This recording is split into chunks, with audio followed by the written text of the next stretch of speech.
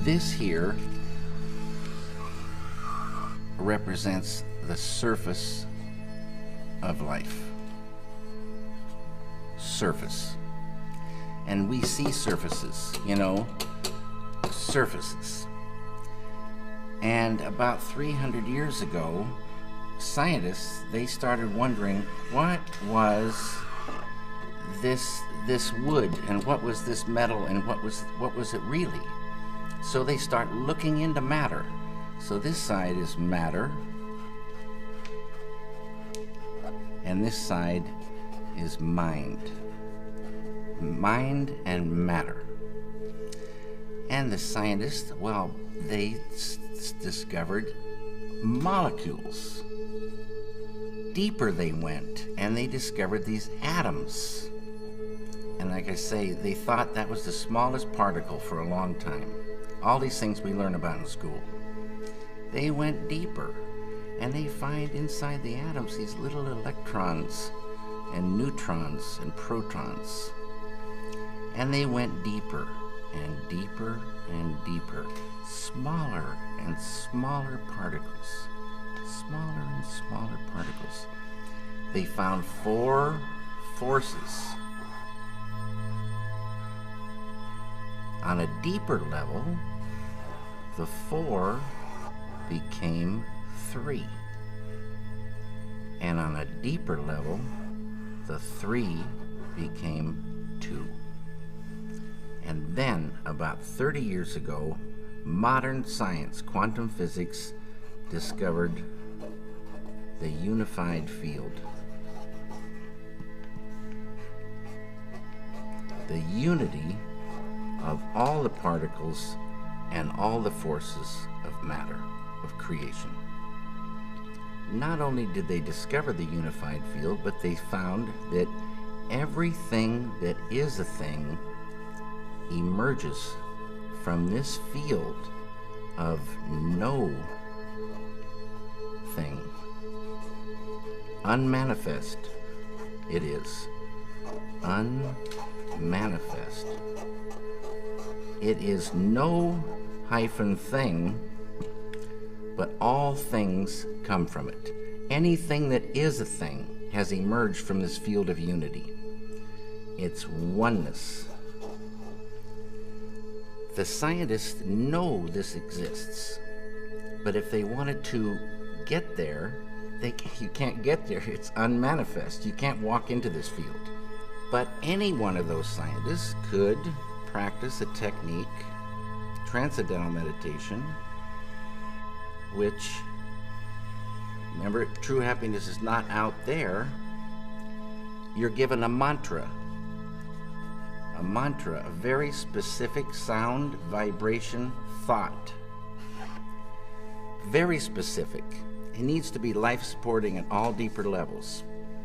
And that mantra that you're given, that Maharishi gives, the key that opens the door. The mantra turns the mind within,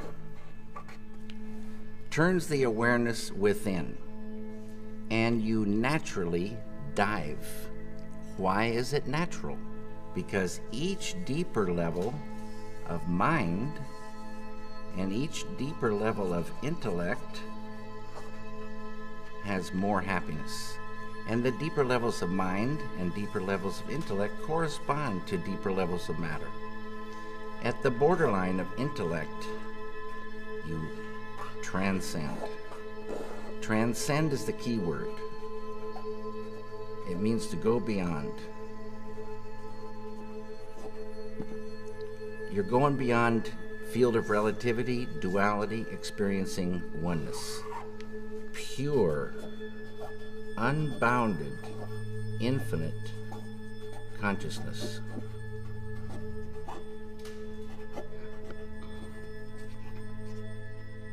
This consciousness has qualities: infinite creativity, intelligence, energy, love, power, and bliss. dynamic peace. Always been there, never had a beginning, it is and it will be forever. Unbounded, infinite, eternal, immutable, immortal consciousness, fullness. Any human being can experience this easily and effortlessly with Transcendental Meditation. Transcendental Meditation is just a vehicle to get you here. When you experience this level, you enliven it, and it grows in the individual. So if you started with a ball of consciousness this big, everyone has consciousness. Consciousness is the way to understand consciousness. If you took it away, you'd see what it really is. If there wasn't any consciousness, we wouldn't exist. And if we did exist, we wouldn't know it. It's the I amness of life. It is life itself. Tied to consciousness is all this: creativity, intelligence, energy, love, power, bliss, dynamic peace, all positive, light of unity, all positive. You experience this level and you enliven it, and this ball of consciousness that you thought was just going to stay the same for the rest of your life starts expanding, and these qualities expand. So day by day, you're growing creativity, intelligence, love, energy, and this ball of consciousness is now expanding, and you're owning unconscious or subconscious more and more and more. Side effect of the growth of this consciousness is negativity starts to recede, tension, write all these things, stress, anxiety, sorrow, depression, anger,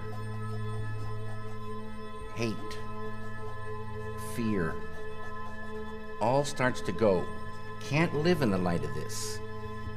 In schools, when there's stressed anxiety, horror stories, depression, so many people on pharmaceutical drugs, suicides, shootings, stabbings, you give a student this technique. It's easy to do. It's not concentration, it's not contemplation. Concentration, contemplation keep you right on the surface. You're not transcending. It's this field that does everything for the human being. This field. And you experience this field when you really get there and transcend. This is transcendental consciousness. It's, there's so many names for this field. The Tao, Kingdom of Heaven, all these names for this one field, the absolute, totality. In Vedic language, this field is called Atma. A-T-M-A, means the self with a capital S. Know thyself. Get there. Know it by being it. Unfold it. And what you're doing is unfolding your full potential as a human being. Your full potential of the beautiful human being is called enlightenment. And people can unfold their enlightenment. And man, you are not angry anymore? No, I told you, that anger lifted away without trying. Poison to the artist, poison to the environment, poison to the human being, lifts away without trying. But it's not that you become numb and sleepy and don't want to work. You get more energy, more enjoyment of the doing. And negativity lifting means that conduit of the flow of ideas, the flow of creativity, is not cramped by that. Negativity restricts that flow. So, and you can still have righteous anger, being very strongly for something or against something, beautiful. But the kind of anger that is just bitter, just like selfish kind of anger, No one wants to be around this kind of person, and the person's poisoning himself. The person can't work so good. That's mind control. Negativity is really mind control. Depression controls the mind now. Can't work. Anger controls the mind. You can't work. Sorrow. Some people hold sorrow for years. And you want to visit them and cheer them up, but it doesn't do anything. You get them the chance to transcend and watch what happens. Sorrow will lift away. They'll be back on the road. You started 34 years ago to go deeper and deeper into that spiritual journey, but it's lately only that you decided to go public about it more and more. What was the ignition point, or in your life or in the world, that made you want to talk about it? What happened? This right here. Water the Root Peace Creating Group. This one here, I don't know where Over there. This is the individual here, and the same phenomenon happens with a group. Lots and lots of people, square root of 1% of a population. So, like I said, for France, 750 to 1,000 do the thing. A group, quadratically more powerful than the same number scattered about. And this is a thing, like my friend Dr. John Hagelin says, if you have two loudspeakers and they're separated, you have one volume, you put the two next to each other and you got the equivalent of 4 loudspeakers. You put 3, you've got suddenly the 9. It's called constructive interference. It's a real thing. A group, close, doing the program, advanced techniques.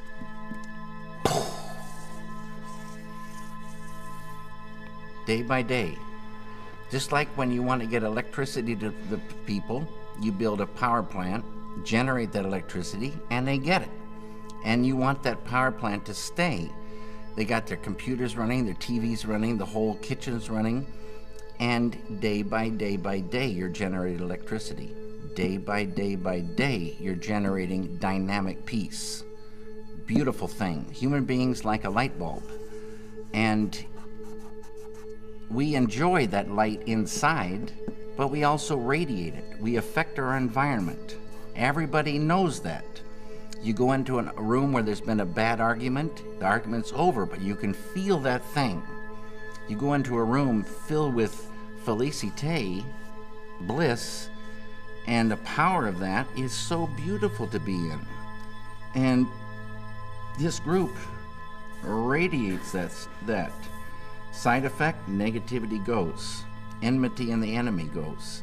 Without trying. Without trying. Unified field. That's our big, big, big friend. And this is all the thing tied to peace.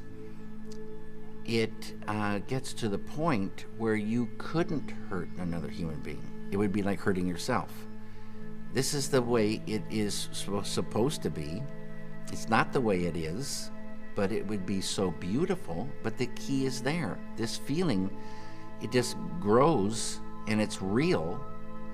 It's much more real feeling than our world, which is pretty much an absurd joke when, you know, somebody is blowing children's heads off in the name of peace. It's a sadness. It's the old way. And now there is a new way to real peace, and nothing to do with killing. And so it's reached a point where you just wouldn't ever think to hurt another human being. And you travel in real peace. You travel and you meet friends, not enemies. The light of unity destroys the enmity in an enemy, destroys negativity. There's no more enemy.